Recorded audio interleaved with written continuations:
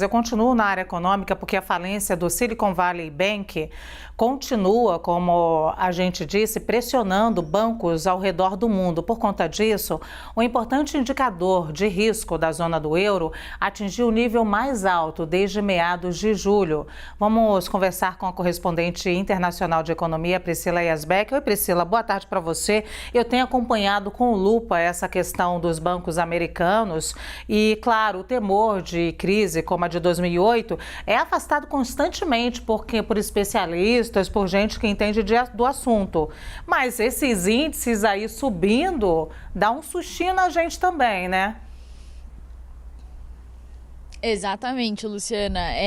Os governos tentam acalmar os investidores, acalmar o mercado. É o que diz a cartilha da economia quando acontece alguma situação desse tipo. Porque se eles falarem que existe, de fato, um risco alto, o que acontece é que os investidores vão começar a tirar o dinheiro de certos investimentos, vão começar a sacar os seus depósitos e isso pode gerar um contágio, uma corrida aos bancos e pode agravar, inclusive, a situação. O que dizem os especialistas, algumas consultorias como a Capital Economics, que não há um risco sistêmico, porque justamente os governos tentaram atuar para estancar essa crise. O governo americano recorreu ao seu fundo garantidor de crédito, digamos assim, que é um fundo que sustenta os bancos e que ajuda a trazer estabilidade para o sistema financeiro, justamente para não haver um contágio dessa crise e outros bancos também irem à falência. Já foram dois, né? O Banco do Vale do Silício e também o Signature Bank, que também tinha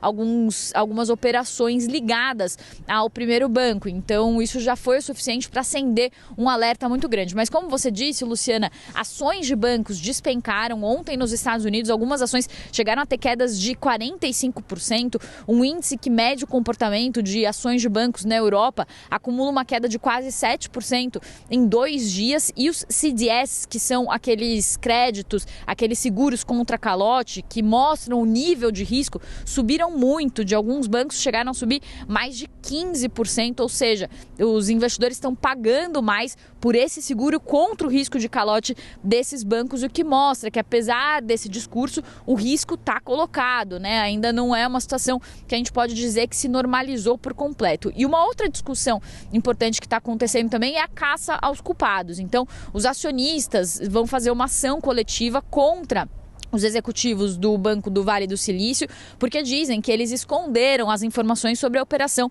que levou ao prejuízo de quase 2 bilhões de dólares. E um funcionário também deu uma entrevista para a CNN Internacional falando que eles estão indignados com a forma como os executivos agiram. Eles deviam ter segurado a crise antes de divulgar isso para não gerar o pânico que foi gerado. Então agora também a gente está nessa fase aí de apontar quais seriam os culpados por essa quebra desse banco e que está trazendo um temor enorme para o mercado todo. Volto com você. Muito obrigada, Priscila.